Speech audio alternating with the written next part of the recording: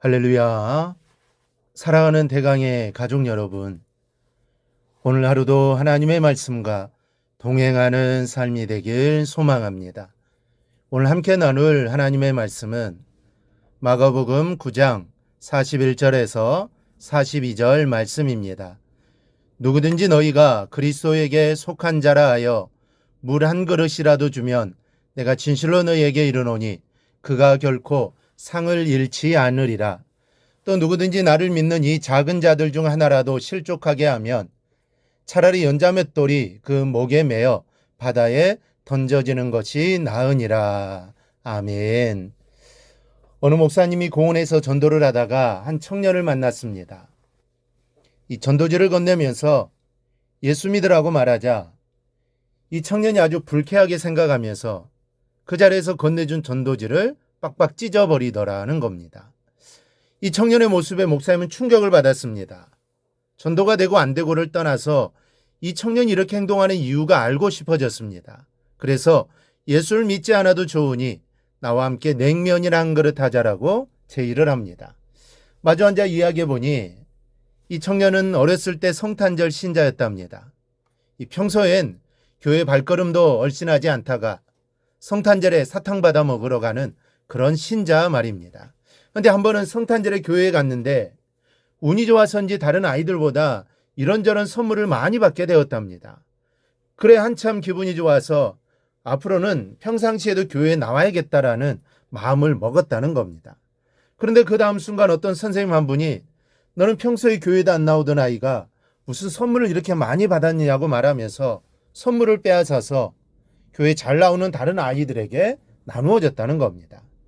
그 순간 얼마나 상처를 입었는지 다시는 죽는 날까지 교회에는 발을 들여놓지 않겠다라고 마음먹었다는 겁니다.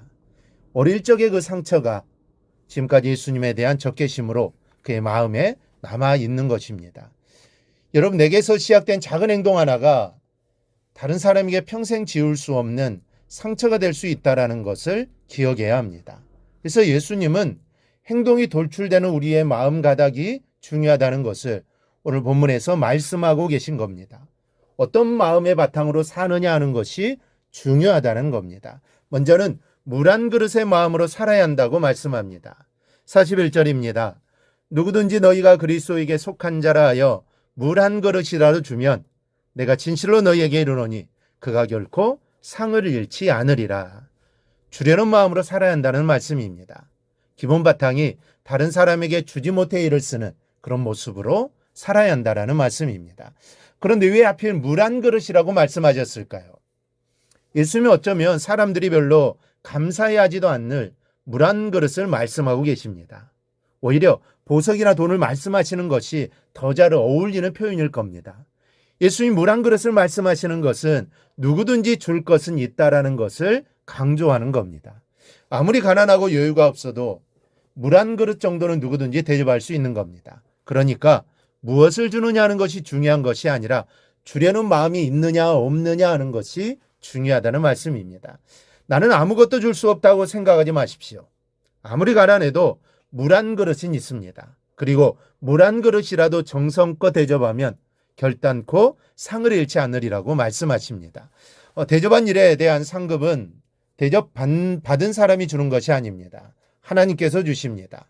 사람은 물 한 그릇을 대수롭지 않게 생각할지 몰라도 하나님은 그 정성의 무게로 따져 상급을 주신다는 것을 기억하시기 바랍니다. 그러므로 우리 모두 늘 대접하며 살아가기를 바랍니다. 대접하는 마음이 주님이 원하시는 마음이고 그 마음이 바로 주님의 사랑을 전하는 마음입니다. 둘째는 실족해 하는 마음을 버려야 한다는 겁니다. 실족하게 한다는 것은 걸려 넘어지게 한다는 뜻입니다. 다른 사람이 잘못되기를 바라는 마음부터 직접 딴지를 걸어 넘어뜨리는 것까지 모두가 남을 실족하게 하는 것입니다. 하나님이 가장 싫어하시는 모습입니다. 42절을 보면 또 누구든지 나를 믿는 이 작은 자들 중 하나라도 실족하게 하면 차라리 연자맷돌이 그 목에 매어 바다에 던져지는 것이 나으니라. 실족하게 하는 것이 얼마나 중한 죄인지 짐작케 하는 말씀입니다. 오헬리아 소설 가운데 이런 내용이 있습니다.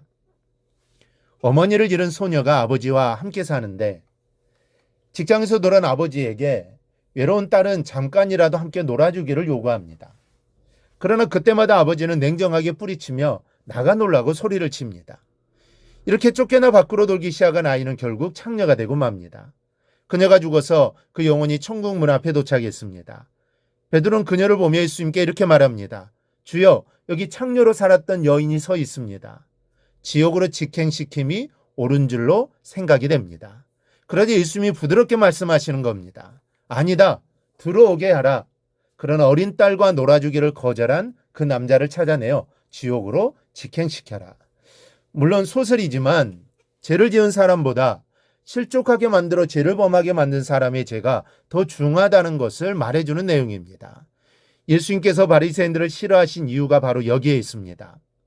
화 있을진저 외식하는 서기관들과 바리새인들이여, 너희는 천국 문을 사람들 앞에서 닫고 너희도 들어가지 않고 들어가려 하는 자도 들어가지 못하게 하는도다.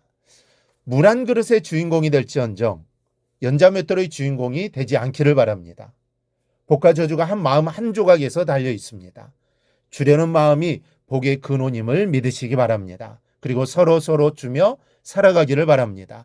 그 마음에 하나님이 함께 하실 겁니다. 이런 모습이 우리의 모습이 되기를 주님의 이름으로 축원합니다. 오늘 묵상의 말씀을 굳게 잡고 삶으로 실천하며 살아내는 대강의 모든 성도들이 되기를 축복합니다.